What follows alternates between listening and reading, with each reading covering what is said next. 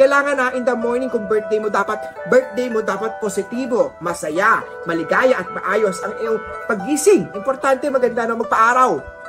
First thing in the morning, buksan ang bintana, papasukin ang sikat ng araw, huwag kang puro reklamo.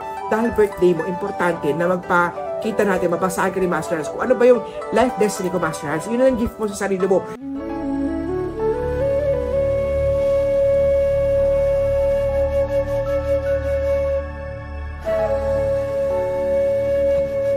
Hi po, ako po si Master Hans. Kuwatin ko na naman tayo sa isang episode na naman ng mga feng shui, mga cures, mga enhancement, mga feng shui topics or feng shui tips. Muli po bago tayo magsimula, ito po yung mga gabay lamang ni Master Hans. Ang feng shui, ang mga lucky charm, mga service, at mga sinasabi ni Master Hans ko ay walang guarantee, walang promise. Dahil kayo pong gumagawa ng swerte nyo po dahil sa inyong mga kamay na asalalay ang inyong mga tagumpay.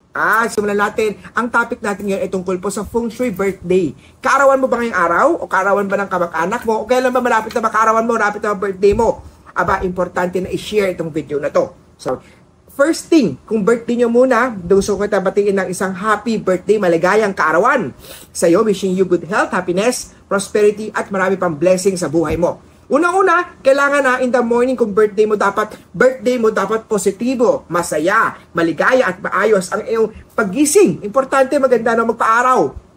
First thing in the morning, buksan ang bintana, papasukin ang sikat ng araw, lumabas sa bahay, magpasikat sa araw, magpainit ng konti, magpapawis, mag-exercise. Importante dahil birthday mo. Number 2, importante na magdasal. Sa bahay ka man, sa kwarto mo man, sa upuan, sa kama mo man, kailangan importante kung ano religion nyo, to whisper, to pray, to say a little prayer, to chant your mantra, to chant your prayer, rosary, kung ano man yung religion nyo po. Also, makatulong ang pagbigkas o paggawa ng mga positive na mga ideas o mga wisdom. Birthday mo, huwag kang puro reklamo. May ibang tao may magandang buhay na puro pa negative, puro pa reklamo, yun ang hindi maganda. Kaya your birthday, make sure na walang negative na meron na naka-insprint sa iyong mind o sa iyong buhay o sa iyong isip, no? Piliin ang mga lucky colors mo based sa iyong astrology.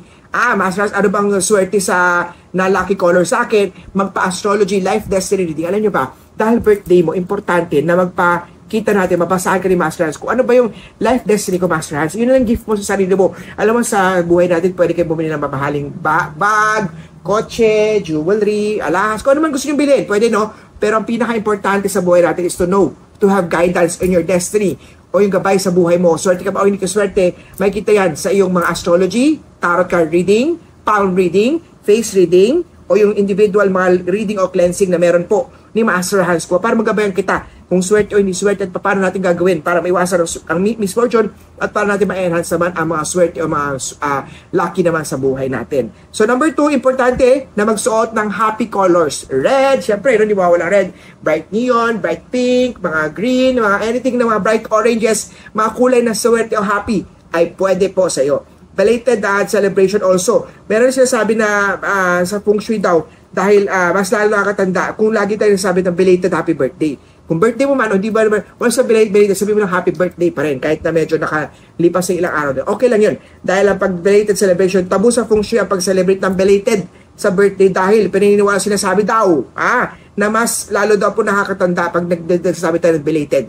So, sabi mo na happy birthday. So, number 3, importante also dahil birthday mo, buhay pa sa nagsuot ka ng nagpasalamat ka, nag-celebrate ka, syempre dapat may celebration.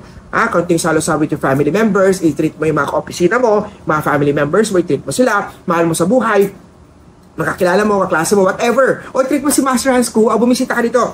Number 3, importante is bumili ng lucky charm. Dahil birthday mo, pwede kang bumili ng mga crystals, mga bracelet. Pwede kang bumili ng mga amulets. Pwede kang bumili ng mga lucky charm sa bahay mo, sa tindahan mo, o para sa kwarto mo, o pang amulet mo sa loob ng sarili mo, sa pocket mo. Make sure mo lang na yung amulet, mga charms na bibilin mo. Kay Master Hans ko, marami kasing gumagamit ng picture ng panel master na nagbebenta ng mga pegasus, mga kwintas, mga idea sa akin. So personal kayo pumunta dito sa tindahan ko para makaiwas tayo mga online scams. Ayun, sa Cityland Shaw Tower, Shaw Boulevard, Mandaluyong City para makabili ng mga lucky charm. Good luck ang mga foods, no? Mga food na kagaya ng mga pansit, ng mga noodles, ayan, pampaswerte yung mga fish, ayan, pampaswerte pork, ayan, no? Pampahaba ng mga buhay yan para mas maganda ang swerte ng inyong birthday. Ipa-cleansing ang bahay, tindahan, negosyo, dahil birthday niyo po. Magpa-personal cleansing, pwedeng ang cleansing kasi meron tayong bahay, tindahan, negosyo, pero hindi pwedeng cleansing sa personal. So, paano? Dahil birthday mo, let's celebrate, let's be happy, and let's be grateful. Let's count our blessing. Give yourself a treat, give your loved one a treat, and maligayang kaarawan. And kita-kita tayo. Padala ka ng pansit kay Master Hans. Joke lang po, pero kung gusto mo, cake na lang. Happy birthday po. And please like, share, and comment. Kita-kita tayo sa next video ni Master Hans Kua.